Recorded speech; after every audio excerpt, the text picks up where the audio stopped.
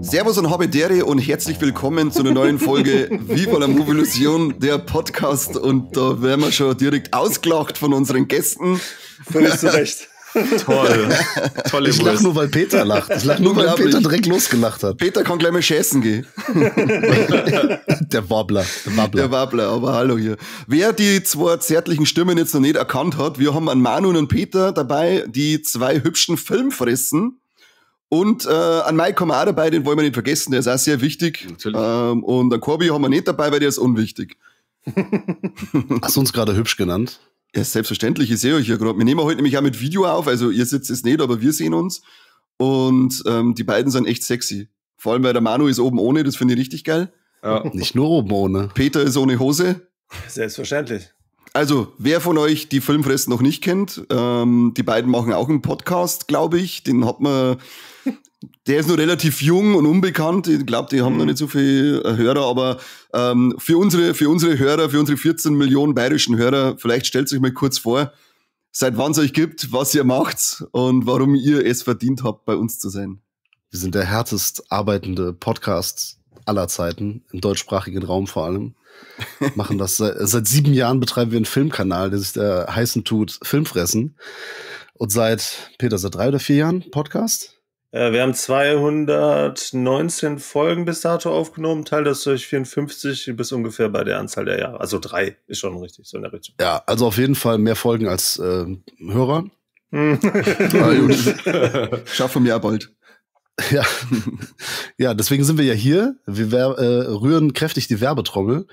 Und ich habe irgendwann kam ich auf die Idee mit meinem besten Freund und Trauzeugen, dem Peter, der auch gleich mal ein paar Worte verliert, habe ich gesagt, komm, lass mal einen Filmkanal machen, weil wir labern die ganze Zeit so über Filme und das ist bestimmt total interessant. Irgendjemand hört das bestimmt. Wenn man sonst so guckt, ich meine, wer sich sonst so präsentiert und was die Leute sonst so von sich geben, da kann das ja nicht viel unwichtiger oder schlechter sein. Und dann haben wir angefangen, einen Filmkanal zu machen. Da drehen wir Videos, in denen wir halt Filme besprechen, aber wir haben noch ein paar andere Formate, dazu kann der Peter gleich was sagen. Und irgendwann kamen wir nicht mehr hinterher, weil wir so viele Filme gucken und gar nicht mehr hinterher kamen, die Videos zu produzieren. Dann haben wir gesagt, komm, dann machen wir noch einen Podcast, dann können wir die Filme da besprechen. Aber ich glaube, wir gucken so viele Filme, das kriegen wir selbst da nicht unter, ne? Ja, tatsächlich. Ich habe gerade heute ein Sammlungsupdate für unsere Patrons, die uns monatlich entlöhnen für unsere harte Arbeit zusammengeschnitten. Und dabei ist mir aufgefallen, ich würde damit gar nicht mehr hinterherkommen, was wir so im Jahr kaufen, gucken. Das können wir gar nicht alles besprechen, das stimmt. Deshalb wundert es mich auch, dass wir hier nur einen Film mitbringen sollten. Aber den haben wir weise, glaube ich, gewählt. Auf jeden Fall. Ich soll was zu den Formaten erzählen, die wir so haben? Ja, so ganz kurz. Ja, wir haben Hashtag geht ins Kino, das heißt aktuelle Kinofilmbesprechungen. Wir haben sowas wie ein Tier-Ranking, wir haben Top-Listen, wir haben ein True-Crime-Format, wir haben ein eigenes Quiz-Format, wir haben den Rückspiegel, in dem wir alte Klassiker uns dann anschauen, wir haben die zweite Chance, wenn wir denken, dass ein Film auch ein zweites Mal geguckt werden darf, nach etlichen Jahren Abstinenz. Und man möge mich schlagen, wenn ich irgendwas ausgelassen habe. Ja, einfach mal beim Filmfressen-Kanal vorbeigehen, abonnieren, Patreon-Abo dalassen. Merch kaufen, coole Shirts habt ihr am Start. Stimmt. Ah, danke. Der politische Horrorfilm-Podcast, oder? Wird uns manchmal vorgeworfen, dass wir politisch sein, ja, tatsächlich. Sagst du einmal irgendwie, Nazis sind scheiße und heißt, das ist so politisch, wieso packt ihr immer eure scheiß politische Meinung im Podcast? Scheiß Alman Achims, nerven. Der Mike Al-Allmann ist gerade entsetzt, was du da sagst. Ja. Überhaupt nicht. Also versteht eigentlich euer Publikum das, was wir sagen? Können die alle Hochdeutsch? Bestimmt, oder? Oh, ich würde es nicht unterschreiben. Weil, guck mal, wir sprechen sogar schon Hochdeutsch. Wir kommen aus dem Rheinland und sprechen trotzdem Hochdeutsch. Das ist unfassbar, oder? Das stimmt, ja. Das ist eine sehr angenehme Aussprache. Danke. Bitte. Ich sag's meiner Mutter. Ich schreibe dir jetzt eine WhatsApp. Ich habe gerade mein Handy in der Hand, weil ich wollte nur mal zitieren, was ihr gesagt habt. Also wir sollen einen Film uns aussuchen, über den wir heute sprechen. Also jetzt sprechen in diesem Podcast. Anscheinend enttäuscht es euch, dass nur einer war, weil wir euch damit wieder mehr Arbeit selber aufhalten, aber das tut uns nicht leid. Glaube ich. Nö, wir waren überrascht, weil sonst bei den meisten Podcasts, bei denen wir zu Gast sind oder die wir selbst aufnehmen, da bringt irgendwie jeder immer so einen Film mit, den er gerade gesehen hat. Ich zitiere jetzt den Kane, der geschrieben hat, Hauptsache unseriös und doof. Mächtig großer Fälle. Wahnsinn. Ich glaube, wir haben wir, glaube ich, ins Bullseye getroffen, oder? Aber hallo. Stimmt, ihr kanntet den noch nicht, oder? Doch, ich habe ihn schon mal gesehen. Okay. Ich habe damals die Astro-Erstauflage gehabt, die, glaube ich, auch schon fast 20 Jahre alt ist, glaube ich. Und so lang ist auch meine letzte Sichtung her. Also es war wieder fast der Erstsichtung. Es war bei mir sehr ähnlich. Ja. Es ist heute sogar so ein bisschen euer Format zweite Chance dabei. Kann man quasi sagen, ja, stimmt. Boah, der Kani hat sich voll vorbereitet, ne? Der guckt ja wirklich hier unsere Der Sachen. hat nur das abgegriffen, was du jetzt gerade gesagt hast. Nein, ich sagen.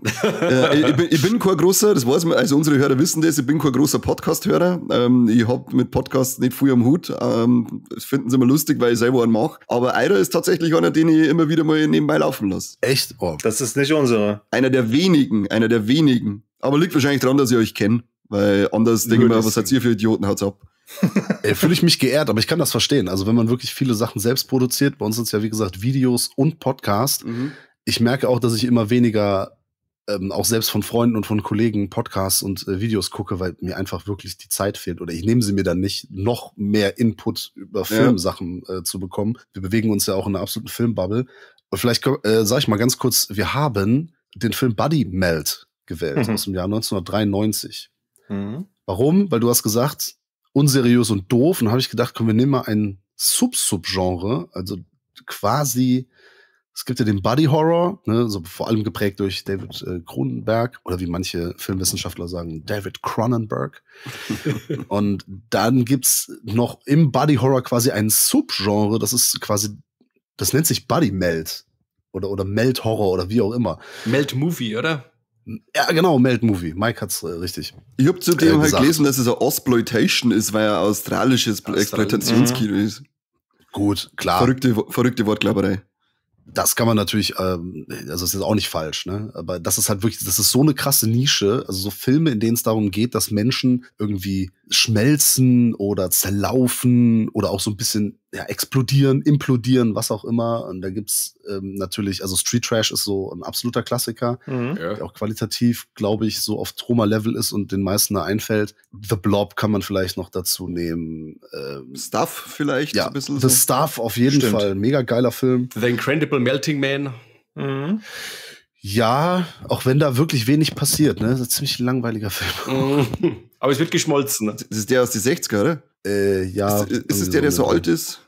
Der ist schon was älter. Da läuft ein Typ die ganze Zeit rum und angeblich schmilzt der oder so. Aber das ist irgendwie auch alles sehr... Irgendwie nur so die letzten 10 Minuten, wo er wirklich ein bisschen schmilzt, oder? Ja, genau. Wenn ich das richtig in Erinnerung habe, ich weiß es nicht mehr genau. Ich werde aber jetzt auch nicht so weit vorgreifen, aber so viel geschmolzen wird ja in Bodymelt auch nicht. Das stimmt. Das stimmt, aber was ich geil finde, ist, dass der Film halt diesen Titel trägt, also Buddy Melt, und quasi so auch einer der ersten Filme ist, die so in Gedanken kommen, wenn man das Genre sagt. Außerdem habe ich, oder das Genre nennt, und außerdem habe ich schon über The Stuff gesprochen in einem anderen Podcast und über Street Trash haben wir in unserem Podcast gesprochen. Da habe ich gedacht, komm, warum nicht Buddy Melt? Weil genau wie bei dir, Mike, war das bei mir auch so, wir hatten so einen Kumpel, der hat immer so Filme besorgt von seinem großen Bruder, der hat die mal irgendwo, er ist verjährt, ne, kann ich sagen, hat die auf Videokassetten überspielt, Longplay, da waren immer 4 Filme auf einem Tape drauf. Sehr schön. Ne, da hast du manche Filme wirklich, also da war fast gar keine Farbe mehr, ne, die waren wie schwarz-weiß sozusagen. Und Buddy Melt war auch einer davon. Ich habe den damals gesehen oder auch Redneck Zombies und wie die alle heißen und so. Ah, sehr schön. Ja, und dann, ich konnte mich aber auch kaum dran erinnern. Jetzt habe ich den Film nochmal gesehen, muss aber ganz ehrlich sagen, das ist auch knapp eine Woche her und ich kann mich auch nicht mehr an so viel erinnern. Ich habe ihn gestern gesehen und ich kann mich auch nicht an viel erinnern. Er bleibt irgendwie nicht so im Gedächtnis, der Film, obwohl ich ihn eigentlich ganz cool finde. Also wie wir schon gesagt haben, er ist absolut unseriös und doof.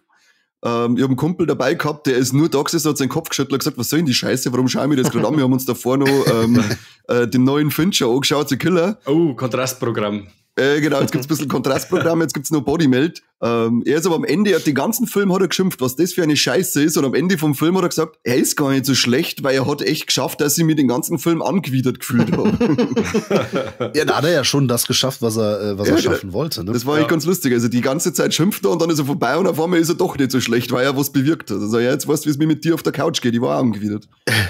Ich meine, es ist ja auch ein, wie soll man sagen, es ist ja es ist ein Film mit sehr wenig Budget. Und das ist wirklich so ein Independent-Film, der auch mehr so aus Überzeugung oder aus Bock gemacht wurde. Und deswegen finde ich, also was man ihm vorwerfen kann, ist, dass er halt irgendwie auch charmant ist.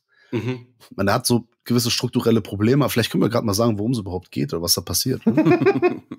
Das können wir gerne machen, Mike. Wow. So der Klassiker bei uns. Es geht eigentlich im Endeffekt darum, wenn ich das richtig erfasst habe, dass in dem kleinen in der Nachbarschaft, die sehr David Lynch-artig aufgezogen ist, in Holmesville, werden bestimmte Arzneien, Chemikalien an den Bewohnern ausprobiert. Und wir kriegen mal sehr episodenhaft, finde ich, erzählt, wo es mit den verschiedenen Personen so passiert in verschiedenen Stadien. Ja, da müsst ihr mir helfen. Das erste Stadium ist rotzende Nase, oder? Nee, Halluzinationen. Dann rotzende Nase. Genau. Und dann 3 war? Und dann Genau, Bodymelt. Genau, und das äußert sich bei jedem anders. Bei einer schwangeren Frau oder beim Bodybuilder und wir sehen wir das dann möglichst eklig, was mit den Leuten so passiert. Ja, da ist ja so eine Firma im Hintergrund, die diese Vitamine oder Supplements, würde man heute sagen, vertreibt. Wie heißt das nochmal, Peter, weißt du das? Letztlich sind das Vitamins, also jetzt mal ehrlich. Ja, ne, Supplements, das finde ich ja auch ganz cool, dass ähnlich wie bei Toxic Avenger hier auch so der Körperkult aufgegriffen wird. Ne? Weil Toxic Avenger ist ja, glaube ich, von 84 oder so, auf jeden Fall.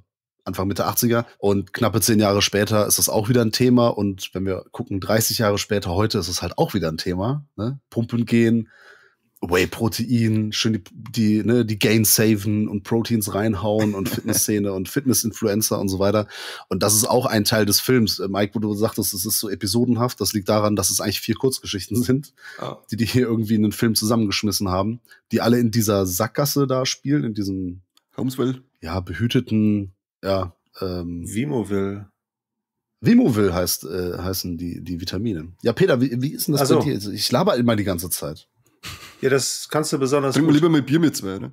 Aber ich gehe da voll mit, also mit dem Troma-Charme und so, da gehe ich voll mit. Also ich habe innerhalb von den ersten paar Minuten, da war ich schon total an Troma erinnert. Also das war wirklich cool und das hat einen auch, wenn man natürlich auf die Art Filme steht, einen ganz schön bei der Stange gehalten. Und es sind einige Sachen dabei, die man halt aus den Troma-Filmen irgendwie erkennt, wie so abgefuckte Hillbillies oder die Punks auf der Straße oder so. Oder wie du schon gesagt hast, mit dem Körperkult, fand ich sehr, sehr cool. Vergisst hier jeder die 2 Detectives, die alle Episoden zumindest irgendwie halbwegs miteinander verbinden wollen? Nein, Peter, bitte. Ja, 2 Doofies. Du bist für den seriösen Anteil hier zuständig. Ja, natürlich. Wenigstens einer. Also der Eindruck stimmt schon. Das ist teilweise sehr wirbelig, was hier erzählt wird. Aber sie versuchen es ja dann wirklich durch diese 2 Detectives oder was sie sind, einer etwas älter, der andere etwas jünger und naiver und tollpatschiger unterwegs, aber versuchen die halt diese 4 Episoden miteinander zu verbinden und jede Episode ist ja quasi auch eine dieser Phasen. Wir fangen ja mit der Phase der Halluzination an, da haben wir einen dieser Bewohner, der so eine Dame sieht, mal in runtergefragt, so als Obdachlose, aber gleichzeitig dann auch wieder als eigentlich nett ansehnliche Dame. Die Rippensammlerin. Boah. Ja, stimmt, genau. Und dann haben wir die Nasensekretion durch diese Familie, durch den Familienvater, die dann bei den Bodybuildern da wirklich dann in der Fabrik selbst dann auch unter Drogen, sag ich mal, gesetzt werden, was für mich auch zu den ekelhaftesten Highlight-Szenen hier gesorgt hat, weil wenn der da mal anfängt zu sekretieren, das ist schon widerlich und ich fand den auch sonst eigentlich, was den Body Horror angeht, sehr ansehnlich. Hat dann recht spät dann auch so ein paar sehr statische Masken, ne? Also da hast du wenig Bewegung gesehen und auch wenig Haptik irgendwie gehabt. Das sah sehr mechanisch aus, aber so in den Anfängen, das ist auch auf einem der Cover, glaube ich, geziert, das erste Opfer, bei dem aus dem Mund, aus dem Throat, aus dem Hals dann ja so tentakelmäßig irgend so ein Parasitenwesen, sag ich mal, rauskommt und ihm dann so ich weiß gar nicht mehr genau, was die machen, aber so von wegen die Atmung gestoppt hat. Das waren dann schon coole Effekte dafür, dass die da wirklich kein Geld hatten. Und ich finde auch letztlich merkt man das nur bedingt, dass die wenig Kapazitäten in vielerlei Hinsicht hatten. Ja, also es sind jetzt keine Robotin-Effekte, ne? Also es ist Nein. jetzt nicht The Thing-Style, ne? Also so gut und so ausufernd sind die hier nicht. Die sind auch nicht so brutal wie zum Beispiel bei The Blob. Also bei The Blob ist es schon auch mehr Splatter. Also The Blob ist auch der wesentlich überlegenere Film, was an vielen Sachen liegt. Also am Budget und an der Machart und so weiter und so fort. Aber so fürs Budget oder für das, was die wollten, also der Ekel kommt drüber, ne? Deswegen stimme ich auch dem Peter zu, dass ich sage, die sind trotzdem überzeugend, die Effekte. Also sie tun das, was sie wollen, ne? Wirklich hart war ja, sag jetzt mal, eigentlich nur der Tod der Schwangeren. Wenn sie da Herr Doktor, ist es normal, dass die Plazenta einen Monat vor Geburt schon rausfällt. Ja, und der Typ da, dem das Gesicht schmelzt, der da dem Doktor das Ohr abreißt. Stimmt. Ja. Das sag ich jetzt mal, waren so die härteren. Ja, oder der, also mein absoluter Favoritentod in dem ganzen Film, der Junge beim Inlineskaten. Völlig unnötig, aber das Kind ist vor der ersten Sekunde weg ein riesiges Arschloch und Dinge so, geil. Einfach mal ein Statement gesetzt gegenüber Arschlochkindern. Und es interessiert auch den ganzen Film keinen mehr, dass der Junge weg ist. Da ist ja die Mutter wäre noch da und die Schwester ist noch da und die steigen einfach ins Auto und fahren weg und die Mutter kotzt dann irgendwann ihre Zunge aus, aber der Junge ist einfach, der hat sich einfach beim Inlineskaten auf Wunsch seiner Schwester ins Knack gebrochen und Ende der Geschichte, geil. Das ist halt ein Arschlochkind, allein, dass der mit Inline-Skates da rumläuft. Ne? Ich glaube, das war auch so ein Statement, so von wegen so, ey, Skateboarden ist cool und Inline-Skater sind voll die Noobs. Also, ich glaube, das war so ein Statement der Macher. Unterstelle ich den jetzt einfach. Das ist gut möglich. Ich schreibe das einfach bei IMDb rein. Mach das mal unter Wissenswertes. Ja, genau. Oder vielleicht einfach unter Zitate. Kontrolliert ja keiner, oder? Weiß ich nicht. Mach das? Ich habe das noch nie ausprobiert. Ich probiere das später aus und schreibe Zitat und Verfasser ist der Mike. Ja, mir Kinder keiner, das ist egal. Fake News über Mike verbreiten ist immer gut. Ich finde da diese Gesichtsschmelz, also die einzige wirkliche Melzszene ist ja eigentlich der Typ, dem das Gesicht schmelzt, der eben dem Arzt das Ohrwaschel abreißt. Und daher kenne ich ja den Film, weil das ist ja so ein prädestiniertes Meme für Allergie und heiße Tagezeiten. Dann ist sofort, sobald es draußen Allergie gibt oder über 30 Grad, wird überall diese Fresse, mal kurz aus dem Fenster geschaut, haha, lustig, die letzten 20 Jahre schon. Und dann habe ich immer diese Fresse gesehen und da bin ich auf Bodymelt gekommen, weil ich unbedingt den Film sehen wollte, wo es einem die Fresse so zusammenschmilzt. Und weil ich mich ja irgendwo wiedererkenne in der Allergiezeit mit dem Typen. Und auch mit dem Familienvater. Also ich habe schon ähnliche Szene in meinem Auto hinterlassen wie der im Bad. Ja, der hat also inhaltlich, sag ich mal, schon so ein bisschen was zu bieten. Also so satirische Aspekte, wie gesagt, ne, so Körperkult, auch so reiche Arschlöcher, Arschlochkinder und so weiter. Er bringt das nicht so gekonnt rüber wie ein Robocop zum Beispiel. Ne? Also so Paul Verhoeven ist da schon der Meister der Satire. Das ist der Regisseur, das habe ich jetzt hier gar nicht gesagt, ne? Philip Brophy. Brophy oder Brophy? Ich sage einfach mal Brophy, wegen Bro und so. Brophy ist cooler. Ja. Das ist jetzt hier alles nicht so mega kompetent, aber haben wir ja schon gesagt, ne, ist ein günstiger Film, ist auch ein bisschen trashig, wenn man das Wort so benutzen möchte. Aber, ja genau, Traumascham war eigentlich eher das passendere Wort. Aber wir haben ja schon gesagt, für die Umstände ist das schon in Ordnung. Bringt halt ein paar Sachen mit, die auch andere Filme haben, aber erreicht halt nie dieses Level. Deswegen, ja, drücke ich einfach mal diesen Stempel charmant einfach auf. Ja, ich fand es am Anfang schon lustig, wo ich eben zum ersten Mal schon schmunzeln müssen, wie der Film losgegangen ist, weil der produziert ist von Dump Films. Da habe ich dann eben gleich wieder denken müssen, wie es heißt, die Filmauswahl muss dumm sein. Und ich denke, ja, perfekt, schon her. Der ist sogar von der richtigen Firma produziert, schon her. Das ist schön, wenn unsere Gäste die Hausaufgaben richtig machen. Ja, voll. Ja. Wir befolgen nur Befehle. Haben wir von sonst nichts gewusst. Ich muss aber sagen, es war nicht so einfach, den Film zu kriegen. Also ich habe diese Astro-DVD von damals, die habe ich nicht mehr. Die hätte ich gedacht, die brauche ich bloß reingelangen ins Regal, dabei ist die nicht mehr da. Wahrscheinlich wieder am Kaniklier, niemals zurückgekriegt, nie.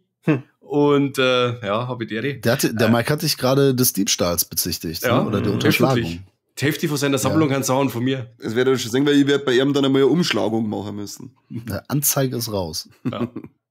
Und ich habe jetzt dann diese Blu-ray organisieren müssen und die war schweineteuer. Also, Echt? Die stinkt normale Armory. Ja, also die war jetzt dann von 20er ist jetzt gekommen. Oh. Ja, Also das ist... Ja. Als ob dir 20er weh tut. Ja, schon. Ich habe 2 Kinder, die mir Topf vom Kopf frissen. Also, es hat mich ein bisschen gewundert, weil Mike kannte ich, also wir haben uns ja dieses Jahr auf dem Hardline-Festival in Regensburg kennengelernt, das kann man ja auch mal sagen. Also persönlich, aber man kannte sich halt aus dem Internet schon mal, so das Gesicht, also Mikes Gesicht ist ziemlich bekannt, wenn man bei Instagram irgendwie sich, wie soll man sagen, wenn es um Filme sammeln geht oder um Film und Horror generell, dann kommt Mike, du die Facebook-Rambo. Kommt irgendwann diese Fresse vorbei beim Scrollen, das ist vollkommen klar. Ich nehme es jetzt einfach als Kompliment, danke. Ja, klar. Da kommt, Scroll. Kommt die gorige Glatze vorbei geslidet. Und du hast ja eine riesen Sammlung, also wirklich eine sehr umfangreiche Filmsammlung und auch alles mögliche an Merch und Props und so weiter und Figuren, glaube ich auch, ne? Ja. Und das hat mich gewundert, dass du diesen Film nicht besitzt. Also ich hatte gedacht, für dich wäre es gar kein Problem. Ja. Aber Peter, wo haben wir denn den Film her? Das hätten wir vielleicht vorher mal als Tipp geben können. Ja gut, letztlich jetzt von Vinegar Syndrome, aber ich hatte den auch von Marketing hier die ganze Zeit liegen. Und das Lustige war, ich hatte das auch total vergessen, dass ich den auf Blu-ray oder DVD? Dass ich die Marketing-DVD habe. Und hatte dann mit dir ja hier vor ein paar Monaten die Vinegar Syndrome-Bestellung gemacht und da gab's den ja auch, glaube ich, für einen Zehner oder so. Ja, war sehr günstig. Ja gut, aber mit Zoll, der dann letztlich leider noch drauf kam, ein bisschen teurer, aber immer noch unter den 20 €, die jetzt der Mike gelöhnt hat. Ja, aber was soll's. Wie sehr bereust du denn jetzt die 20 €? Naja, also ich war jetzt nicht wirklich begeistert und für das, dass er so kurz ist, war er verdammt lang. Aber hast du ihn alleine geschaut? Ja. Okay. Ja. Ist vielleicht auch ein Buddy-Film, also den du mit dem Buddy guckst. Ich muss immer dann die ganze... Habt ihr nicht Kinder? Kannst du mit den Kindern gucken. Vor allem dann mit der Szene mit der Plazenta, die aggressiv wird, oder? Das ist für die Kinder ziemlich cool. Nee, man kann das doch mit Aufklärung dann verbinden. Dann kannst du sagen, guck mal, das ist eine Plazenta, da kommt ihr auch her. Genau, schau Jonas, das warst du, kurz bevor du gekommen bist. Genau. Ja, und dann nie mehr schlafen, nie mehr. Nein, ich muss eben schauen, dass die ganze Family dann verrammt ist. Also meine Frau schaut auch gern Horrorfilme mit, aber es müssen nicht dann so Geisterfilme und sowas in der Richtung sein. Und wenn es dann zu exploitativ wird, ist dann raus. Und wie gesagt, ich muss dann sowas abends allein schauen. Ja. Aber das stimmt, mit Kumpels ist das natürlich gleich wieder ganz was anderes. Denke ich auch. Aber ich finde, den kann man auch losgelöst davon schauen. Also ich hatte damit auch noch eine Menge Spaß. Wie gesagt, ich hatte auch total vergessen, dass ich den schon kannte, bevor ich den jetzt nochmal geholt habe. Aber ich finde, der ist schon sehr unterhaltsam. Also von vorne bis hin, weil der hat immer wieder irgendwas zu zeigen. Es vergehen keine 5 Minuten, ohne dass du irgendeinen Body-Horror-Anteil hast, der hier zelebriert wird. Findest du echt? Hast du längere Ja, auf jeden Fall. Also, also beispielsweise, am Ende überschlagen sich dann halt auch die Dinge, wenn wir auf der Polizeistation sind, dann haben wir das Exorzisten-Schlachtfest, weil alle rumspucken und schleimen und weiß ich nicht. Da ist ja dann auch der ganze Raum von einem da komplett eingekleistert. Und dann läuft ja der Typ da rum und ich komme mir vor wie ein Exorzist, natürlich nicht qualitativ, aber das hatte schon den Eindruck gemacht und ich finde, die hast du eigentlich, lass es 10 Minuten sein, ne? Aber das Ding geht auch nur 1,5 Stunden. Nee, du mal. Ich finde, da hast du keine Phasen, wo du nicht dich immer mal wieder drüber freuen kannst, dass da irgendwelche Effekte dir um die Ohren schlägt. Okay. Also, ich kann da beide Seiten verstehen. Also, ich finde den auch unterhaltsam, weil der halt auch so ein bisschen blöd ist und sich selbst nicht zu ernst nimmt, ne? Stichwort Trauma, Charme. Aber ich verstehe Mike auch. Ich glaube, das Problem ist, dass der Film, der hat so ein strukturelles Problem. Das sind diese 4 Geschichten, die er versucht, miteinander zu verzahnen und das gelingt ihm nicht so wirklich. Mhm. Also, es gibt nicht so, ich habe mich da auch manchmal so ein bisschen verloren gefühlt, weil der so unfokussiert ist. Dann wechselt der so hin und her und irgendwie, mir fehlt auch so ein bisschen so eine Bezugsperson. Ja, das fehlt ihm definitiv, ja. Vielleicht 1 oder 2, mit denen man so mitgeht, das Ganze. Und eigentlich ist er sehr sprunghaft, ne, in seinen Szenen und zeigt dann hier mal so ein bisschen Blödsinn, da mal so ein bisschen Blödsinn. Da kann man auch seinen Spaß mit haben, aber ich kann schon verstehen, dass es auch ein bisschen bremsen kann. Und er hat halt einfach 0 Spannung. Der Part mit der Hillbilly-Familie da im Outback, das ist so, also ich finde den zwar ganz witzig, den Part, aber der reißt am meisten aus dem ganzen Geschehen von dem Film raus. Also ich schaue den gern an und ich bin da auch so eher beim Team Peter, also ich finde den Film spaßig, weil es kommt alle 5 Minuten entweder eine Splatter-Szene oder irgendeine völlig dämliche Szene, über die ich lachen kann. Aber das ist so der Part, der reißt mir immer ein bisschen raus. Da denke ich mir so, was hat das jetzt gerade alles für einen Sinn dahinter und da ist. Und bei dem ist ja eigentlich überhaupt kein Sinn, der irgendwie in diese Gesamtgeschichte eingreift, bis auf das, dass der komische Typ mit den Riesenflecken im Gesicht früher mit dem Arzt miteinander gearbeitet hat. Sonst ist ja da überhaupt keine Verbindung zu dem restlichen Film da. Aber sie sind auf alle Fälle, sehe ich den Part schön, weil das erinnert mich immer so ein bisschen, wenn ich zum Mike rausfahre. Der Mike wohnt ähnlich Fahrt ja auch immer im Kreisverkehr. Ja, genau, das ist so typische Mike-Ding. Schön abgeschieden, irgendeinen alten Truck, der nur im Kreis fährt. Ist das nicht überall in Bayern so? Na. Nur am Eberhofer-Kreisel. Ach so, okay. Nur da. Für uns ist ja, also nur für die Rheinländer oder für den Rest Deutschlands, sag ich mal, ist Bayern ja sowieso JWD. Ne? Also es ist sowieso schon sehr weit entfernt und ein unbekanntes Land. So ein Märchen-Zauberwald, man weiß gar nicht, was da passiert. Ja. Das wissen wir selber nicht, keine Ahnung. Auf einmal gibt's Wahlen und du hast AfD als zweitstärkste Macht. Also, und du denkst so, hey, was, wie passiert das auf einmal? Und das wundert euch beim Söder, oder was? Nein, im Nachhinein nicht. Oh, jetzt wird's wieder politisch, scheiße. Ich will die Politik hier rein, ach du Scheiße. Falscher Podcast. Ja, mir auf, echt. Das wollte überhaupt nicht.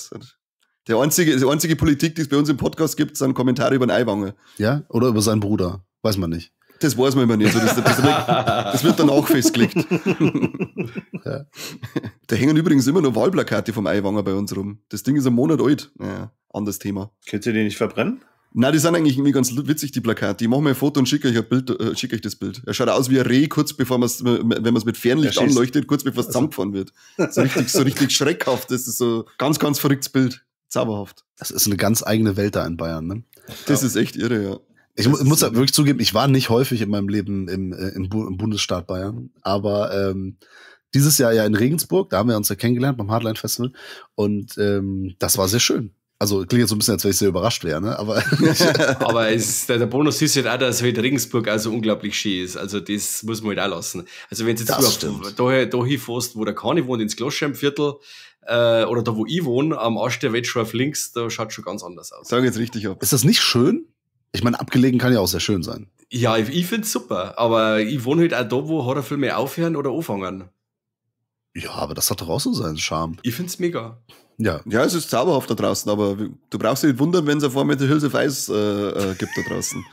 Oder wenn die Todeshornissen haben uns letztes Mal angefallen. Wir stehen da draußen, rauchen wir eine und dann werden wir von Hornissen angegriffen und der Mike glaubte zu dem Trugschluss, dass man Hornissen anrauchen muss. Ja, ich rauche ich auch. Nein. Und das Mistviech ist dann immer aggressiver geworden. Ich bin dann davor gelaufen, ins Auto gesprungen und habe gesagt, ja, tschüss, passt schon, ciao. Die gehen genau wie Wespen auf dieses CO2, ne? Gehen die ab. Ja. Also das, was man das haben wir dann auch gespannt. Das war völlig falsch, ja. Das wissen wir für die Zukunft, aber müsste man auf alle Fälle, ich habe in Köln, ich habe euch jetzt in Köln besucht übers Wochenende. Nächste Termin ist dann, kommt ihr zu uns mal ins richtige Outback. Dann gehen wir mal richtig steil bei uns in so einem geilen Wirtshaus. Boah, hab ich wirklich Bock drauf, ne? Das wird richtig gut, ja. Das fand ich auch in Regensburg geil, ne? Da hatte ich auch richtig Bock so auf diese urigen, ja, wir sagen Restaurants, Lokale, ne, Wirtshäuser, genau. Da hatte ich richtig Bock drauf und es gab so geile Sachen zu essen und ordentliches Bier und so. Es war cool, weil ich meine, es gibt ja sonst nur dieses Klischee im Rest von Deutschland immer so von wegen, ja, Bayern, die sind alle super konservativ. Ja, sagen wir so, der Söder, der macht keine gute Werbung, ne? Also vor allem, wenn man so aus einer Ecke kommt, wie wir halt, ne, ist das halt nicht so beliebte Propaganda, die der da fährt. Aber da, wo wir dann waren, ne, also in dem Kino da und mit den ganzen Leuten, es ist ja das absolutes Kontrastprogramm, ne? Das ist ja dann schon sehr alternativ und natürlich auch alle, klar, es sind viele Horrorfans oder Genrefans und ja, es auch ähnliche Musikgeschmäcker findet man da, ne, was irgendwie Metal, Death Metal und so weiter angeht, Rock und so weiter. Ja, es war schon ziemlich cool und das hat mich dann schon überrascht. Ich meine, natürlich gibt's das überall, ne? Aber das war sehr schön, das da so konzentriert zu sehen, dann noch in Verbindung mit so einer schönen Stadt.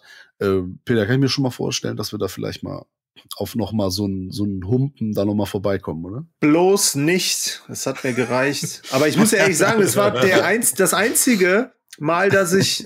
Das war letztes Jahr, ne? Nee, war es dieses Jahr? Dieses Jahr. War dieses Jahr? Okay, ja. Das war das einzige Mal, dass ich dieses Jahr krank war.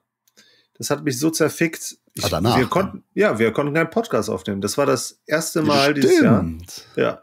Okay. Das weiß ich nicht, ob wir das nochmal wiederholen sollten. Aber wirklich gesundheitsbedingt oder bis in die frühen Stunden Bier trinken bedingt? krank. Bitte? Sowas würden wir nie machen, oder? Nie. Ach ja, stimmt, du bist ja immer also, mit dem Mike schon Vernünftige. um 11:30 heimgegangen. Der Genau, Manuel und ich richtig. waren die volltrunkenen Genau. Warzenschweine, die sich immer rumgesucht haben.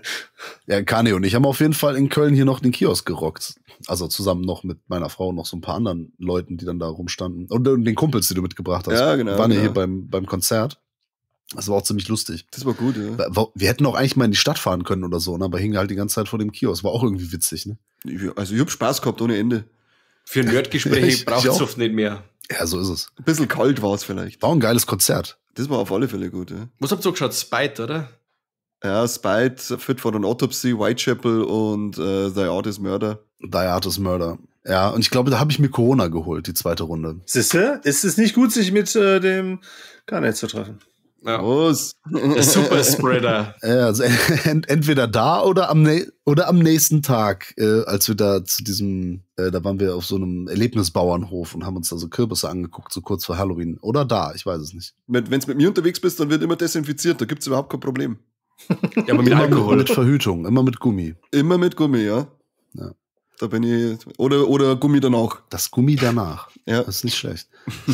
Das ist eine voll gute Idee, so für der Höhle der Löwen oder so. Ja, genau. Lass das mal entwickeln, so das Gummi danach. Machen wir dann auch bei uns. Wir haben ja noch so ein Format, das heißt Gescheit-Haferl-Runden. Da unterhalten wir uns mal über ganz andere Themen. Und da kann man uns dann zusammensitzen und die Entwicklungsschritte fürs Gummi danach diskutieren. Das ziehst du im Nachhinein über den Lümmel und dann ist vorbei. Fällt nix. Das ist super. Sehr schön. Das arbeiten wir noch aus. Also man wird dann nicht schwanger und auch keine Geschlechtskrankheiten. Also alle Vorteile, die man sonst hat, so von Verhütung. Ja. Und man hat auch noch ein volles Gefühlserlebnis beim Akt gehabt. Ripped for her pleasure. Genau. Ungefähr so wie der Bodybuilder bei Bodymelt, dem der Schwanz dann explodiert ist. Ja, aber der braucht ihr eh nicht. Und da wären wir schon bei den Trompeten, ne? Das wäre so, Oh, aber ja. so ein Effekt gewesen, den hätte ich noch gern gesehen. Das ist so, Ja. so eine Szene, da finde ich, ist Potenzial verschenkt worden. Da hat das Budget nicht mehr gereicht. Ist leider an manchen Stellen nicht ganz so explizit oder auch wenn da, ich glaube bei der Schwange, wenn der Bauch aufgeht, ne, da sieht man auch, dass das halt sehr. Das war ganz mies. Vor allem der offene Bauch und dann diese Dinger, die da rausschauen und dann Ja. schaut aus, wie wenn es mit dem Ventilator ablosen wären. Ja, haben sie auch gemacht so. Das ist ganz, genau so haben sie den ganz- Effekt gemacht. Ja, ja. Das sind halt Flatulenzen. Also ich meine, es ist ja okay. Ich meine, also es funktioniert ja, das so zu machen, aber ja, ne, wie gesagt, wenn man dann irgendwie The Thing dagegen hält, der Ja. einfach mal 10 Jahre vorher entstanden ist, dann kackt das natürlich ab. Aber Ich darf aber so einem dafür gibt's Film nie böse sein, weil die Effekte als die solche erkennbar sind. Weil ich es immer noch charmanter finde, als bei gerade zu der Zeit 1993, wenn du so ein Teil hast mit CGI oder so, das war ja Wahnsinn. Da habe ich mir lieber einen schlechten praktischen Effekt als bei irgendwas anderes. Obwohl, wir haben hier auch schlechte Computereffekte, ne? Oh ja. diese Computersimulation. Ja, und diese Arcade-Musik die ganze Zeit, das hat mich wirklich genervt. Ey, das ist sowieso ein Thema, das wollte ich eh mal fragen. Wie gefällt euch die Musik des Films? Ja, die ist ganz komisch, weil die geht, als der Film losgeht, erinnert es mir irgendwie so an billig Pornomucke. Und dann, und irgendwann schwappt es eben so rüber, wie der Peter gesagt hat, in so komische Arcade-Musik. Und also, die Musik ist irgendwie ganz, ganz komisch greifbar, was das überhaupt sein soll, keine Ahnung. Aber ich habe mich Das ganz ist, oft glaub ein ich, bisschen so an Techno. Pornomucke erinnert gefühlt. Vor allem in der ersten Szene, wo wir eben schon mit Titten und Trompeten haben. Passt ja. Ja. Sehr passend gewählt auf alle Fälle. Danach ist es irgendwie willkürlich gewesen. Also das soll ja irgendwie Techno sein. Und ich kann mich erinnern, dass 1993 auf jeden Fall auch Techno sehr angesagt war, zumindest in Europa. Allerdings manchmal, wenn ich mich jetzt so zurückerinnere, so an den Film und an den Musikeinsatz, erinnert mich das ein bisschen an, kennt ihr noch Sinnlos im Weltraum? Mhm. Na. Ah, den habe ich nie gesehen. Kennt ihr das nicht? Das ist kein Film. Das ist, Genau, man konnte das hören. genau, da haben die auch immer so, das waren so Leute, ich weiß gar nicht mehr woher, aus Deutschland, die haben Folgen von Star Trek The Next Generation nachsynchronisiert. Mhm. Aber so Ende 90er, Anfang 2000er, ne? Natürlich mit sehr beschränkten Mitteln. Und die haben dann da, also. Die 50 Mark, wir schmeißen den Opa über Bord, gut ist? Ist es sowas wie Lord of the Weed? Ist es praktisch sowas wie Lord of the Weed? Lord Ja, of the genau. Weed kam danach. Sinnlos im Weltraum war quasi die Mutter davon. Genau, das war der Vorläufer. Ja. Ah, jetzt, okay. Na, habe ich noch nicht gesehen. Und wie geht's der Mutter? Ist die immer noch tot? Na klar. So ein Scheiß, Alter. Also solltet ihr euch auf jeden Fall mal geben. Und die haben irgendwann, die fingen an mit so kleinen Clips, die dann synchronisiert haben. Und später haben die komplette Folgen mit eigener Storyline, die dann da gebaut haben. Ich sag nur, Junge, wir müssen Brown Sprit für das Moped und so, ne? Also es ist so bescheuert halt. Und die haben auch wirklich alle dann so eigene Charakter. Also der Worf ist immer, ist wie so ein Kleinkind, der Riker ist einfach dumm. Naja, aber was ich da sagen wollte, die haben halt dann auch alle Sounds selbst gemacht. Die haben dann immer so von so Star Trek Spielzeugen so die Laserpistolen dann genommen, so für die Türen, die auf und zu gehen und weiß ich nicht was. Und die haben ja auch so Mucke da drin. Das ist auch so ähnliche scheiß schlechte Techno-Mucke wie hier bei Buddy Melt. So ja, das hat mich so ein bisschen daran erinnert. So musikalisch auf jeden Fall auf dem Niveau. Ich weiß nicht, wenn man vielleicht auf wenn man auf elektrische Musik steht, ist das ja vielleicht ganz geil. Ich bin da jetzt nicht so der größte Fan. Also wir haben ja gerade erörtert, auf welchem Konzert wir da waren. Das ist eher so meine Musik. Fand ich dann audiomäßig eher so ein bisschen nervtötend. Für Elektromusik war das schon sehr rudimentär, oder? Das war schon... Also, wie gesagt, wenn man da jetzt so andere so Synthwave-Sachen daneben nimmt oder so, das ist schon sehr, einfach gehalten da in Bodymelt. Okay, Synthwave, das vielleicht außen vor. Das habe ich jetzt, gut, wenn man elektrische Musik sagt oder elektronische Musik, dann kann man das auch darunter verstehen. Das meine ich nicht. Ich meine alles, was so Techno ist. Okay. Und dann kommen aber halt so Leute in meinem Alter, die, ich weiß nicht, wie das bei euch ist, aber so viele Menschen, die früher so Metal gehört haben und so, irgendwann fingen die an, so auf einmal Techno zu hören. Ja. Und Raves geil zu finden. Ja, und dann sage ich irgendwann, ach, diese Techno-Mucke. Nee, das ist kein Techno, das ist Deep House. Komm, du mit deinem Deep House. Nee, das ist Minimal. Das ist ganz ehrlich, ist alles Techno. Ist doch alles Techno. Was wollt ihr denn? Ja, für mich ist das alles Soundtrack von Buddy Melt. Aber es ist doch das Gleiche, wenn zu uns einer kommt und sagt, ja, du mit deinem scheiß Metal, da versteht. Nein, das ist Death Metal. Das ist Pagan Metal. Nein, das ist Deep Depressive, Progressive, sowieso Schwanzmetal. Keine Ahnung.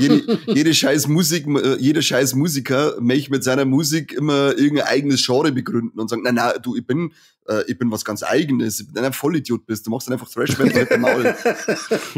Ich weiß nicht, was mit den ganzen Künstlerspacken immer ist. Also manchmal bringt es ja eine Orientierung, ne? Wenn man sagt so von wegen, ja, es ist schon, wenn dir jetzt jemand sagt, da kommt ein Typ und sagt so, ey, ich habe eine Band und du fragst ihn, was spielt ihr? Und der sagt Oldschool Metal, dann weißt du ungefähr, in welche Richtung das geht. Ja, das weißt du, das ist so, klingt wahrscheinlich wie Dismember oder wie, keine Ahnung, ja, genau. Ne? Weiß ich nicht, so in der Richtung. Oder Obituary oder sowas. Aber ja gut, mit den Genres und so, ne, also muss man es auch nicht immer zu genau nehmen. Mir ist das zum Beispiel scheißegal, ne, wenn einer meint von wegen, ja, dein ganzes Metal klingt alles gleich, dann denke ich mir, ist mir scheißegal. Hauptsache, ich habe Dann bist du aber nicht true. Ja, ist mir auch scheißegal, ich hasse alle Szenen. Ich hasse Death Metal Szene, ich hasse Metal Szene, Rap Szene. Ich suche mir überall die Musik raus, die mir gefällt und auch die Filme. Ich hasse alle Violent Dancer. Ja, stimmt, da gab's auch eine Geschichte, ne? Ja, die scheiß Arschgeigen. Ja, den haben wir früher auch immer Schläge angedroht. Aber da haben die es auch nicht gemacht. Das war gut. Das war eine gute Zeit. Ich war leider, du hättest mit vorgehen müssen im Moshpit, ich war alleine da. Ja, nee, da war ich irgendwie, irgendwann war ich auch zu betrunken, muss ich ganz ehrlich sagen. Hätte ich zwar Bock gehabt, aber dann standen wir da hinten eigentlich ganz gut. Ja, es hat dann schon passt, auf alle Fälle. Mir ist die Musik übrigens, ich muss bei der Musik die ganze Zeit an einen Super Nintendo denken, wenn ich mir Body Melt anschaue. Das war ganz oft, habe ich mich irgendwie so gefühlt, als würde ich irgend sowas wie ist das Spiel, Streets of Rage oder sowas spielen. Das ist Mega Drive. War das Mega Drive, ja, aber irgendwas in diese Richtung, irgend so ein Sidescroller und ganz hysterische Musik dazu. So, irgendwie habe ich ständig sowas im Kopf gehabt bei Body Melt. Das war ganz komisch. Also ich sag, die Musik, die macht mir irgendwie, die verwirrt mich einfach nur. Weil ich hab vom Porno über Techno, über Super Nintendo, alles Mögliche dabei. Peter mag doch elektronische Musik. Wie fandst du es denn? Ich habe angefangen zu sagen, dass die Musik scheiße ist. Das ist mein größter Kritikpunkt. Das hat mich echt genervt.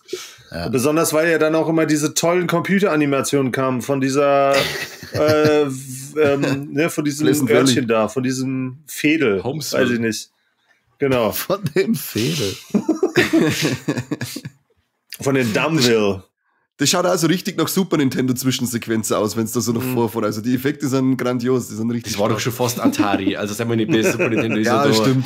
Das ist ja Bauchpinselt. Das ist ja Atari. Ja, also als großer Super Nintendo-Fan, der hier, also ich habe meinen Super Nintendo hier auch noch stehen und am Fernseher angeschlossen, also muss ich auch sagen, nee. Entschuldigung. Ja, vielleicht fühle ich mich persönlich angegriffen. Vielleicht, wenn wir ein bisschen in die Richtung Lilith Wars gingen, wo es die ersten 3D-Sprites so richtig mit eingebaut haben. Was für ein Ding? Ja, Super Nintendo-Fan und Lilith Wars nicht kennen. Hau ab jetzt. Was? Wie heißt das? Welche Sprache sprichst du? Das mit dem Fox McCloud. Ah, okay. Star Fox meinst du? Ja, genau, das hieß ja eigentlich Lilith Wars. Nein, das hieß Star Fox. In Deutschland hieß es Starwing. Ich glaube, der kommt nicht. Bam. Ich google sofort. Jetzt wird's nerdy. Okay, gut, vielleicht weißt du auch mehr als ich, kann sein. Ich fand das damals auch nicht so geil, ehrlich gesagt. Ist ja nicht so geil, ne? Ich habe das einmal versucht zu bespielen, da wird das so schlecht. Ich fand's damals auch schon nicht so Lilith Wars, das war auf dem Nintendo 64. Ah. Fortsetzung war auf Nintendo 64, genau. Ah, siehst du mal. Habe ich nicht gehabt. Jetzt, Nintendo 64 habe ich nicht gehabt, da war ich zu alt, da habe ich schon Musik gemacht und gebumst und Bier gesoffen und so. Ich wollte auch bumsen, aber ich habe keine gefunden, darum habe ich Nintendo 64 gespielt. Ich habe hinten in den Rumble-Pack-Halter eingezipfelt.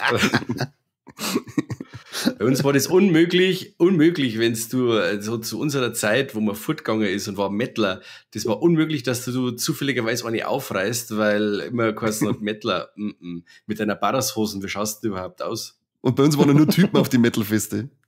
Genau. Hattet ihr keine Szene da irgendwie oder irgendwelche Kneipen oder weiß ich nicht, Veranstaltungsorte, wo es sowas gab? So Rock, Disco, Metal-Disco oder so? Bisschen weiter weg hast fahren müssen, dann hast du schon mal was gefunden, aber es war trotzdem sehr Salami-lastig, diese ganzen Orte. Das hat sich aber auch krass geändert. Die Frauen, die da waren, die haben auch wahrscheinlich eine Salami gehabt, also das war schwierig. Ja, okay, wir sprechen ja unter Typen hier zu viert, ne? Also sind ja unter uns. Wenn man jetzt mal überlegt, ne, so 1997 Slayer, so Düsseldorf Philipshalle, ich glaube, da waren vielleicht 5 Frauen und das waren echte Trümmer, muss ich mir ganz ehrlich sagen. Ja. Quasi Trümmerfrauen. Und wenn du heute jetzt aber mal guckst, ne, einfach mal so knapp 30 Jahre später, da ist das schon eine ganz andere Gewichtung. Das stimmt, ja. Jetzt aber auch nicht bei uns. Aber wenn es mal auf München jetzt, wenn wir ins Backstage oder so, sagen wir die Konzerte, wo dann also ein bisschen so, vor allem die Metalcore-Szene, glaube ich, birgt die ansehnlichsten Frauen von meiner Warte her aus jetzt. Ja, da gibt's halt auch Melodiegesang, ne? Ja. Auch oft dabei, ja. Beim Deathcore wird's wieder schwierig, weil die sind dann Violent Dancer Frauen, die verprügeln mich, da habe ich Angst. Stimmt, die sind stärker als du. Definitiv, ja, schau mal die haben wir. Bei welchem Genre oder Subgenre gäbe es denn die wenigsten Damen? Ich sag jetzt mal Grindcore. Ja. Oh, oder? Ich weiß nicht. Ja, ich glaube auch fast Grindcore. Das kann tricky. Und die gehen aber dann auch nur auf die Konzerte mit, weil der Typ Grindcore hört und sie hört eigentlich Cannibal Corpse oder sowas.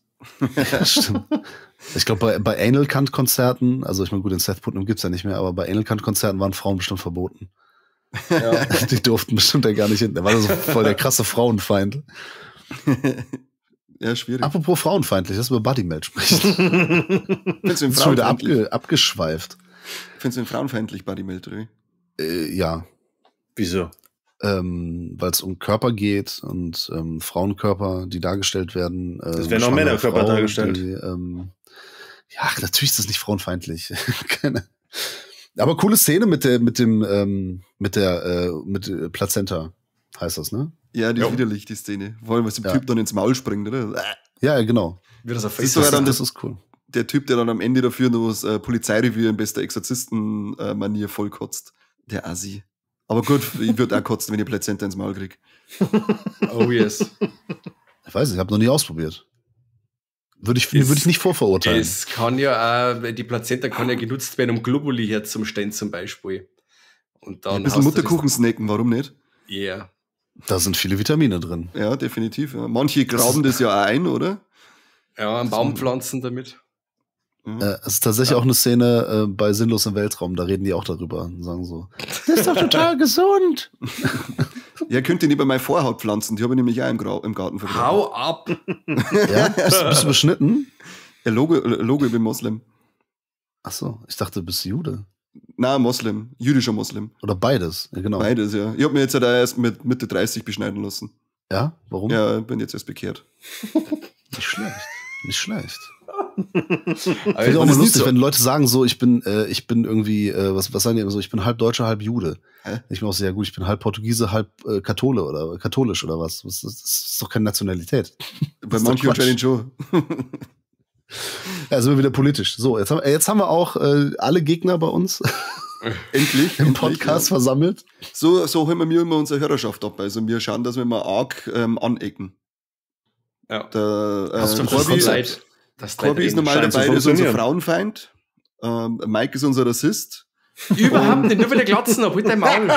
Schau dich doch mal an. Ja? Nazisau. Und Ich bin nicht Und mit der ich bin- Pantera-Mützen. ja, stimmt. Ja, was denn? Also jetzt, wenn man Pantera-Merch trägt, ist man Nazi wahrscheinlich. Ja, da gab's doch jetzt mit dem, der Sänger Ja. hat doch jetzt vor kurzem Ja, ich weiß. Das ist so. Kur- Vor Kurze kurzem, vor 7 Jahren. eine kleine 7 Ausschweifung gehabt. Ja, vor 7 Jahren. Vor rotzevoll. kurzem ist aber das jetzt erst hochgekocht, oder? Dieses Es ist Jahr, wieder oder? hochgekocht, weil sie bei Rock am Ring spielen sollten. Ja, genau, Und das dann war's. gab's einen riesen Blablabla. Ja, also. Aber es vielleicht auch gibt ein ja bisschen sogar albern dann. Metallica-Fotos mit Hitlergruß und so. Also, und da hat sich auch noch nie jemand beschwert. Da frage ich mich auch, also jeder darf hier mit Slayer-Merch rumlaufen, ja, wo hier der Reichsadler drauf ist und so weiter, ja, also bis aufs Hakenkreuz, so jegliche SS-Symbolik, ja, und Lemmy darf irgendwie da lustig drüber reden, über, ich sammle das alles, ich finde das irgendwie alles total toll und interessant und so, ne.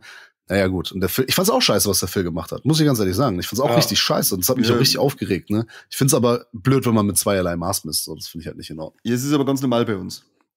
Oder allgemein. In Deutschland, ja. Das ist tatsächlich so. Da ist es ganz normal. Aber gehen wir zurück zum frauenfeindlichen Bodymelt. Wie findet ihr die Bodybuilder-Typen? Sexy. Doof. Doof. Männer, die keine Doof, aber Haare auf der sexy. Brust haben, die haben wir von Haus aus unsympathisch. Ja. Dann wäre das auch geklärt. Ja. Doofe, unbehaarte Bodybuilder. Mir wundert es dass wir so viel schon reden haben können über den Film. Also ich habe gar nicht gedacht, dass er so viel hergibt. Ja gut, wir sind aber Aber wir haben aber auch viele über anderen sehr Blödsinn viel über gesprochen. andere Scheiße sehr, geredet. sind wir sehr ausschweifend gewesen.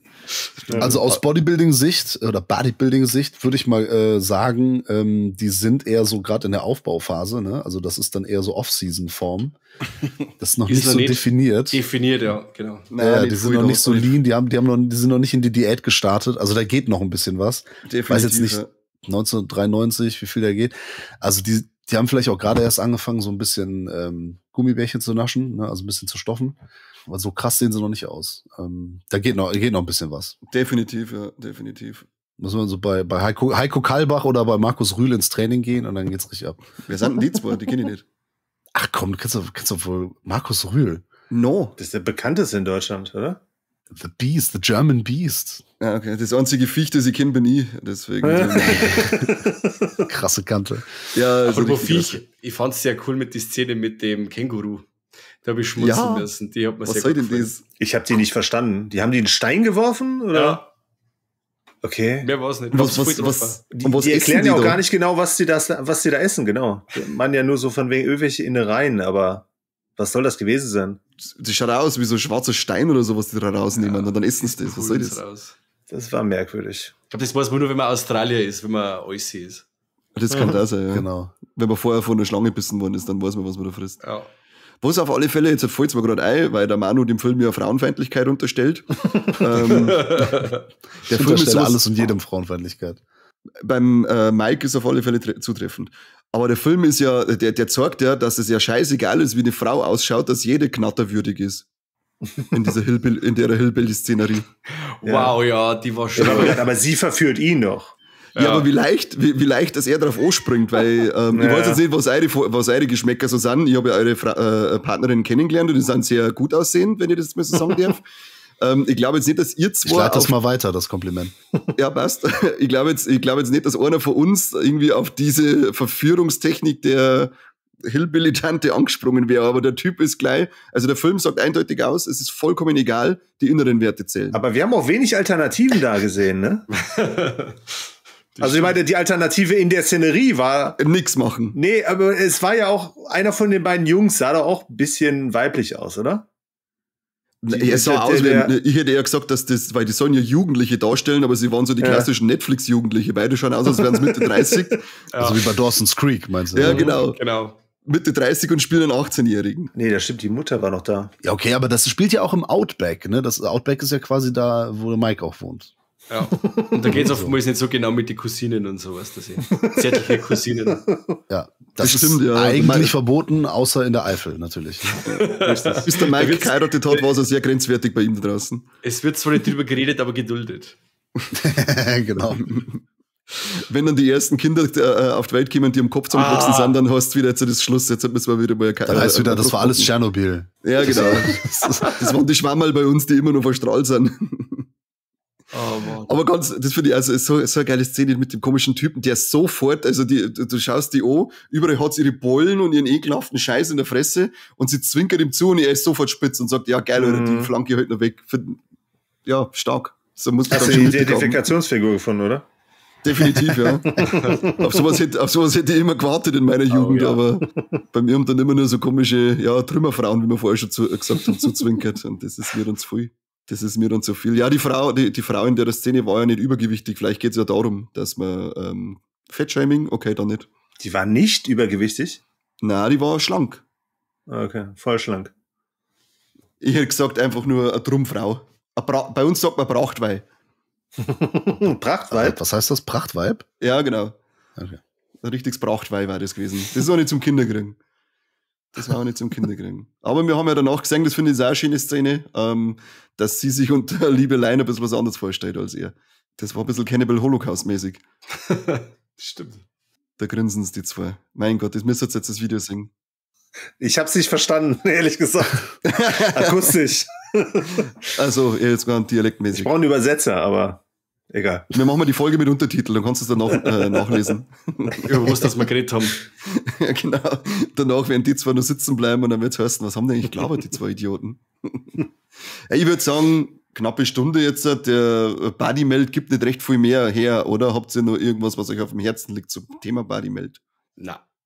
Ich da gleich zum Triple Threat weitergehe. Ihr habt doch diese 3 Trompeten da abzuhandeln. Erst haben wir unsere Tops und Flops, so, indem wir nochmal okay. kurz jeder sein absolutes Highlight aus dem Film und seinen absoluten Scheißdreck aus dem Film zum Besten gibt. Da übergebe ich dann einfach mal Mike, der macht's vor. Okay. Wo es mir super gefallen hat, das sind das Ende. So diese Effektschlacht gegen Ende, das ist genau das, was ich mir eigentlich von dem Film die ganze Zeit über schon versprochen habe, aber erst himmelhübsch spät gekriegt habe. Aber wie gesagt, Payoff war dann doch noch da. Und was mir überhaupt nicht gefallen hat, war diese absolute Spannungsarmheit oder das Fehlen von Spannung, weil er hat wirklich sehr viele Elemente drin, die zu unterhalten wissen, aber es zieht sich. Ich finde einfach, dass er sich zieht. Genau. Der nächste. Der Peter. Ich darf. Kann ich auch umdrehen? Nee, erst das Highlight. Boah, keine Ahnung, der Film hat so viele Highlights. Das war ja das, was ich so cool fand. Ich nenne den Jung, ganz ehrlich. Auch wenn ich kann dir da vielleicht was vorwegnehmen. Das ist einfach ein geiler Tod. Tut mir leid. Du kannst das ja, das wird ja nur doppelt dann geiler, wenn du es auch noch erwähnst. Ja, genau. Aber wir teilen uns das dann. Das ist so unerwartet und das hat halt eigentlich auch nichts mit dem Film zu tun, mit diesem Bodymelt. Das ist, glaube ich, wirklich auch der einzige Tod von allen Figuren hier, die unabhängig von den Vitamins hier passiert. Und das Gesicht haben sie schön zerfetzt hingekriegt. Mhm. Und er hat ja dann noch so einen Seufzer abgegeben, als er dann merkt so von wegen, keiner liebt mich, keiner interessiert sich für mich, keiner weiß, dass ich hier gerade qualvoll sterbe. Das war dann auch zudem auch noch lustig. Das gefällt ihm. Leidende Kinder, das mag er. Ja, da bin ich voll dabei. Leiden von anderen Menschen immer. Daran kann ich mich aufgeilen. Ja, das ist für mich wie von Pornografie Kindern ganz besonders. Richtig, stimmt, genau. Und von Arschlochkindern vor allem. Das teilen wir uns auf alle Fälle, der Peter und ich, weil ich bin auch absoluter Kinderhasser und ich finde diesen Tod auch er ist einfach so deplatziert und unnötig und bringt nix, keinen Mehrwert außer einen schönen Schauwert und dass man wirklich da sitzt, denkt sich, was soll das? Geil. Und es interessiert auch den ganzen Film danach, die Mutter nicht, die Schwester nicht, der ist einfach weg und es ist gut so. Ja. Lowlight? Richtig mies fand ich tatsächlich die Musik. Das ist das, was ich wirklich hasse an diesem Film, was mich genervt hat. Und was ich noch schlimmer fand als dieses Durcheinander und dieser fehlende rote Faden, das hat mich da mehr rausgebracht, als dann auch von mir aus die eine oder andere Länge, die eine oder andere unpassende Situation, der eine oder andere mäßige Effekt. Es war wirklich die Musik, die mich hier ohne Ende genervt hat, weil ich bin ja auch so ein auditiver Typ. Musik ist für mich eines der wichtigsten, wenn nicht sogar das wichtigste Mittel. Wenn die Musik nicht stimmt, gut, er hat es trotzdem geschafft, dass er da nicht ganz scheiße ist, aber hat an vielen Stellen mich schon ziemlich abgefuckt. Das verwundert mich, dass das jemand sagt, der ACDC-T-Shirt anhat. Halt dein Maul! Das ist eine mega Band. Ja, Echt? voll. Also, Sorry, das habe ich gerade nicht den gewusst. Hinweis nicht. Das habe ich nicht gewusst, dass AC/DC toll ist. Voll gut. Bauernfünfer. Macht ja Dann nichts. gehen wir lieber weiter zu Manu. Also erstmal Respekt und Props an AC/DC. Viele sagen ja, dass sie seit, weiß ich, 40 Jahren den gleichen Song spielen, aber hey, immerhin ist es ein geiler Song. Das kann man schon mal sagen. Ja, okay, das lassen wir. Nee, ich mag die auch. Highlight. Hochlicht auf Deutsch. Ihr habt schon ein paar genannt, ein paar Szenen genannt, die ich sehr cool finde. Und ich sage jetzt was anderes, damit wir uns hier nicht redundant hier wiederholen. Und zwar, also klar, das Kind auch cool. Ich finde es auch am Anfang eigentlich ganz geil, wenn der Typ da in die Tankstelle da reinkommt und so und sich da das Zeug da reingibt und so und dann schon anfängt da rumzuschmelzen und überall so wie soll man sagen, die Flüssigkeiten so aus dem Gesicht kommen. Aber ich sag dann trotzdem mal das mit der Schwangeren, weil wir da gleich zwei Sachen haben, sondern einmal hier die Plazenta oder Uterus, der da rauskommt, dem Typen ins Gesicht und sie dann auch noch mal so dann der Bauch da auffetzt, weil ich mag auch Tabubrüche einfach. Deswegen, ihr habt schon einen genannt mit dem Kind. Das ist ja etwas, was häufig in Horrorfilmen oder in Genrefilmen dann vermieden wird, das Kind zu töten. Hier dann wenigstens die Schwangere. Ja, Lowlight wäre bei mir auch die Musik. Ich versuche dann aber trotzdem noch was anderes hinzuzufügen. Verstehe auch, dass Mike da so die strukturellen Probleme und anbringt. Dann sage ich mal die Hillbilly-Szene, die zum großen Teil einfach dumm ist. Ja, und dann mein Highlight habe ich mir gerade mit dem Peter schon geteilt. Als Kinderhasser verstehen wir uns da blind. Und mein Lowlight muss ich eigentlich was anderes suchen und sag ich, nervt mich am meisten an dem Film, dass ich den Schwanz nicht explodieren sehe. Also, das war so ein Das Effekt hätte ein Highlight gewesen. sein können, ne? Ja, das hätte wirklich Highlight-Potenzial gehabt, so wie es das Ding schon aufbläst und so und dann siehst du nur noch diese komische Bodybuilder-Fresse und dann ist weg. Das ist leider sehr viel vergebenes Potenzial und das ist mein großes Manko an dem Film. Diesen Effekt hätte ich gern gehabt. Bisschen Blut und Fleisch landet ja noch irgendwo an einem Fensterspiegel oder so, ne? Ja, aber das war's halt dann schon. Das ist zu wenig für so einen aufgeblasenen Schwanz. Und vor allem, Definitiv. Vielleicht könnte man auch noch dieses Unrealistische mit einbringen, weil so Bodybuilder hat normal nicht so einen Schwanz vor lauter Anabolika. Die sind ja normal kleiner. Aber gut, wer bin ich, dass ich das zu beurteilen vermag, weil ich pump mir wirklich mit richtigen Eiweiß auf. Das ist ohne Anabolika. Das ist brutal. Triple Threat, Manu, gibt's in dem Film Titten? Ja, gibt's. Haben wir vorhin erörtert.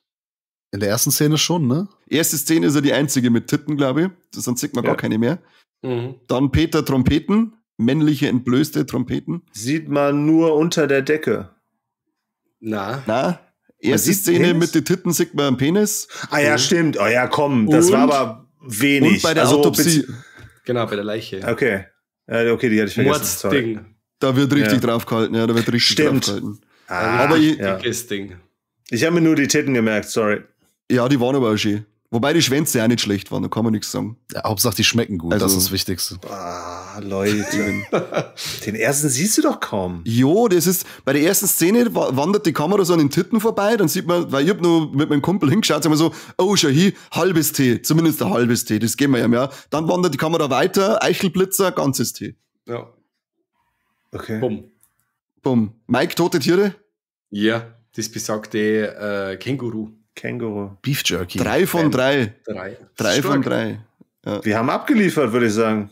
Das würde, also, hätte man es auch wieder mal kürzer halten können, weil 3 von 3 T, da ist alles gesagt zum Film.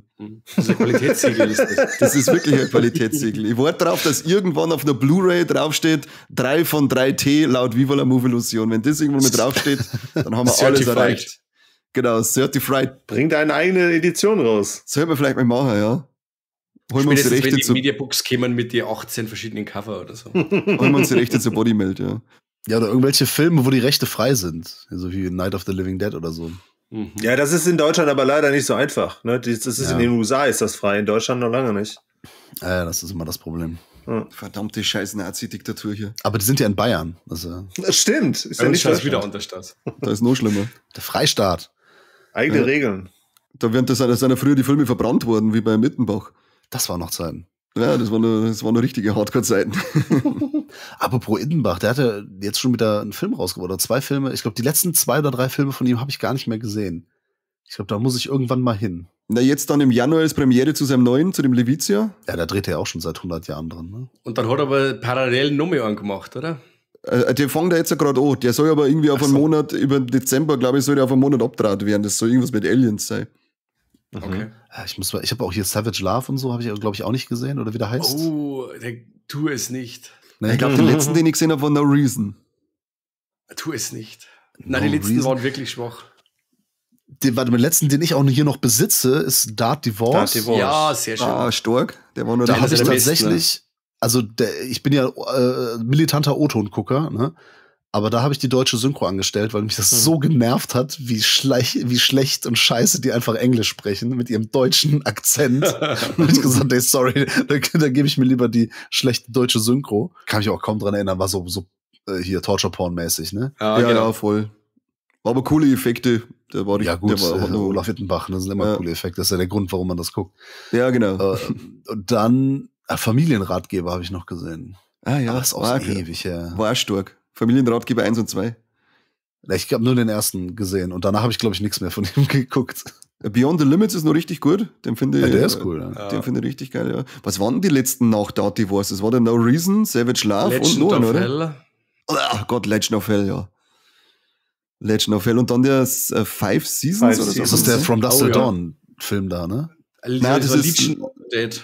Genau. Ach, stimmt, ja. Aber die waren alle, also nach Dark Divorce ist das leider, deswegen hoffe ich jetzt auf Levizia, aber Levizia wird so 3 Stunden klopfen. Was? Das ist, wenn so Independent-Dinge so lang dauern, das hat doch nie einen Tag. Da bin ich schon gespannt. Also es wird so 3 Stunden klopfen. Das also so geil Primutos auch ist, ne? Also wir feiern den ja auch ab und ich weiß nicht, wie oft Peter und ich den schon zusammen gesehen haben und mit Leuten und mit Bier und so weiter. Es ist schon ein geiler Partyfilm, ne? Aber immer, wenn der versucht, Geschichte zu erzählen, ne?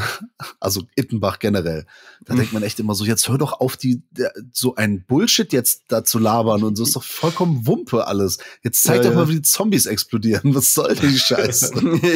Zeig, wie der Schwanz da angeschossen wird vom Fußball und wie der explodiert und sowas. Das will man sehen. Ja. Diese komische Geschichte da. Ja, aber auch gerade das war das Problem dann von seinen letzten Filmen dann auch eben mit dieser No Reason, da wollte er in diese Esoterik-Schiene da reinrutschen und das war halt ein ganz konfuses Ding. Da waren natürlich auch die Effekte wieder super, aber der Rest war halt kaum auszuhalten.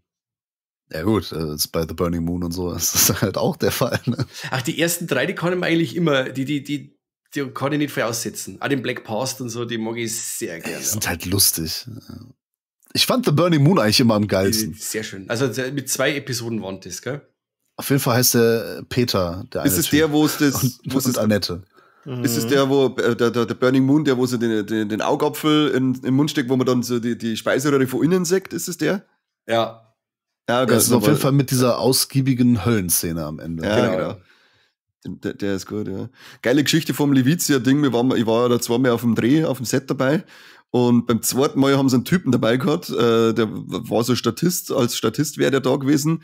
Ganz komischer Geselle. Hat am 2. Drehtag auf einmal 2 Katzen in seinem Rucksack dabei, keiner weiß warum. Hat er zum Typen gesagt, so, ja, passt du mal schnell auf meinen Rucksack auf, wo die Katzen drin sind. Er ist dann weg gewesen, dann ist er wieder gekommen, dann hat der Typ die Katzen aus dem Rucksack rauslassen, weil was haben die im Rucksack verloren, dann war er stinksauer, weil die Katzen aus dem Rucksack sind. Dann kämen sie irgendwann von der Richtung, wo er gekommen ist und sagen so, hey, irgendjemand hat in den Raum neben dem Schminkraum geschissen. Was da los ist. Und er so, ja, meine Katzen sind abgehauen, die haben da hingeschissen. Und dann so, na, das waren nicht Katzen, das ist ein Menschenhaufen, der da drinnen liegt.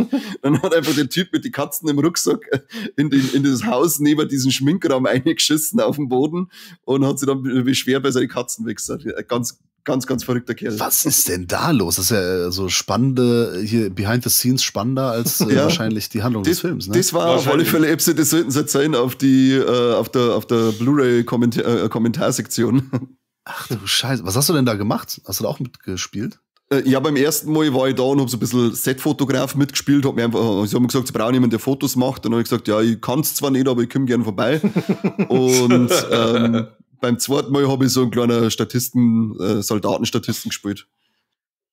Ja, geil. Dann nächstes Mal sprechen wir über Levizia. bin dann 35 Minuten auf dem kalten Boden gelegen mit Kunstblut und Kakao in der Fresse, bis dann irgendwann Leute gesagt haben, da hinten kommen Ratten, wir sollten uns beeilen. Da habe ich gesagt, ja bitte, ich habe echt keinen Bock, dass wenn sich eine Ratte das Gesicht wegfrisst. Du Scheiße. Habt ihr natürlich alle fleißig bei der Crowdfunding-Kampagne mitgemacht, oder? Ja, klar. Ich habe mit Körpereinsatz mitgemacht, also das muss reichen. Selbstverständlich. Manu war der japanische Spender, der so viel Geld springen hat lassen. Ja, in Yen. Ja, okay, also müssen wir noch ein Fazit ziehen oder so? Ihr vergebt keine Punkte, ne? Ihr macht das. Nein, wir vergeben ja keine Punkte. Ja. Der Triple Threat ist praktisch unser Punktesystem, das muss reichen. 100%.